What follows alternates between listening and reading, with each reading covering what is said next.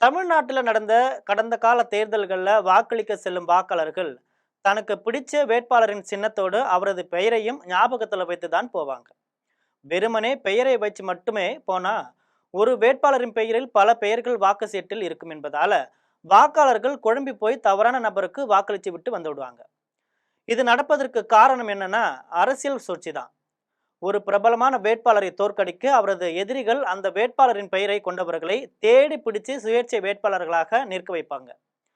உதாரணத்திற்கு திமுக தலைவர் கருணாநிதிக்கு எதிராக குறைந்தது 20 கருணாநிதி பெயர்களில் ஆட்களை நிற்க வைப்பாங்க. அதே மாதிரிதான் எம்ஜி ராமச்சந்திரன், ஜெயலலிதா என்று பெரிய தலைவர்கள் முதல் லோக்கல் தலைவர்கள் தோற்கடிக்க அவர்களது பெயர்களில் கட்சியில் இருக்கும் எதிர்கோஷ்டியினர் ஆட்களை பிடித்து சுயேட்சையாக போட்டியிட வைப்பாங்க. ஒரே பெயரில் பல சுயேட்சை வேட்பாளர்கள் இருப்பதை கண்டு தேர்தல் நடத்தும் அதிகாரிகளே குழம்பி போயிருப்பாங்க. ஆனா இத்தகைய யுக்திகள் ஜெயித்ததாக வரலாறு இல்லை. அதிகபட்சமாக வாக்குகளை குறைக்க முடியும், வெற்றியை தடுக்க முடியாது. இது இந்த மாதிரி சுயேட்சை வேட்பாளரை நிறுத்துவோருக்கு நல்லாவே தெரியும். ஆனா இந்த செயல்பாடுகள் குறைந்த பாடு இல்லை. உதாரணத்துக்கு கடந்த 2006ஆம் ஆண்டு சட்டப்பேரவை தேர்தலில் விருத்தாசலம் தொகுதியில் விஜயகாந்த் போட்டியிட்டார். அப்போது விஜயகாந்த் பெயரில் மட்டும் 3 சுயேட்சைகளை அவருக்கு எதிராக போட்டியிட வச்சாங்க.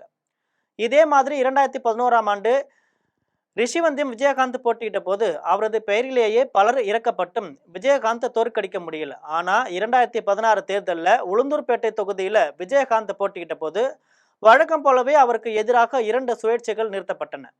அந்த தேர்தலில் விஜயகாந்த் தோல்வியை தழுவியது மட்டுமல்ல, வைப்பு தொகையை இழந்தது 3வது இடத்திற்கு தள்ளப்பட்டார்.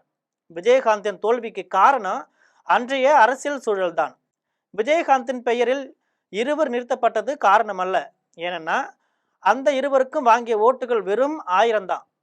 இதே மாதிரி திமுக தலைவராக இருந்த முன்னாள் முதல்வர் மு கருணாநிதியை தோற்கடிக்க கடந்த கால தேர்தலில் வரலாற்றில் ஏராளமான சம்பவங்கள் நடந்திருக்கு.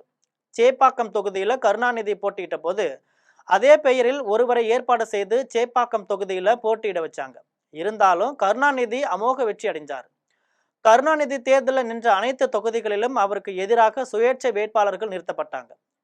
இதே போலவே எம்ஜிஆருக்கு எதிராகவும் பல தேர்தல்கள் ராமச்சந்திரன், என்ஜி ராமச்சந்திரன், எஸ்ஜி ராமச்சந்திரன் என்ற பெயர்களில் சுயேட்சைகள் பலர் போட்டியிடும் அவரை வீழ்த்த முடியல. இதே போன்ற பிரச்சனை தற்பொழுது நடிகர் விஜய்க்கும் ஏற்பட்டிருக்கு. பெரம்பூர் சட்டமன்ற தொகுதியில் 2 ஜோசப், 2 விஜய், 3 ஜோசப், விஜய் என மொத்தம் 66 வேட்புமனு தாக்கல் செய்திருக்காங்க. திருச்சியிலும் இதே போன்று குழப்பம் உள்ளதாக கூறப்படுது. விஜயகாந்துக்கு எதிராக செய்யப்பட்ட அதே ஃபார்முலா நடிகர் விஜய்க்கும் எதிராக செய்யப்படுவதாக கூறப்படுது. இது தன்னிச்சையாக நடக்க வாய்ப்பிருப்பதாக சொல்லப்படுது. இதற்கு உதாரணமாக சொல்வதாக இருந்தால், துணை முதலமைச்சர் உதயநிதி ஸ்டாலின் போட்டியிடும் சேப்பாக்கம் திருவல்லிக்கேணி தொகுதியில் தாவேகா சார்பில் டி செல்வம் போட்டியிடுகிறார். அதே பெயரில் கே செல்வம், எஸ் செல்வம், மற்றொரு கே செல்வம் என சுயேட்சை வேட்பாளர்கள் வேட்புமனு தாக்கல் செய்திருக்காங்க. பிரபலங்களை சாய்க்க மட்டும் அமைக்கப்பட்டும் வியூகம் ஒரே பெயரில் சுயேட்சை வேட்பாளர்கள் நிறுத்துவது. ஆனா எங்க தாவேகாவில் நிற்கும் செல்வம் பிரபலமானவர் இல்லையே. பொதுவாக தேர்தலில் போட்டியிட அனைவருக்கும் உரிமை உள்ளதை தேர்தல் ஆணையம் உறுதிப்படுத்தியிருக்கு. எனவே வாக்காளர்கள் ஜனநாயகம் மேலும் துடிப்புடன் இருக்க உரிமையை ஆக்கப்பூர்வமாக பயன்படுத்த வேண்டும்.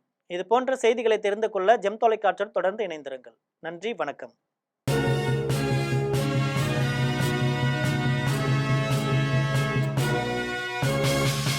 உடனுக்குடன் அப்டேட் தெரிந்து கொள்ள ஜெம் டிவி தமிழ் ஆப்பை இன்ஸ்டால் செய்யவும்.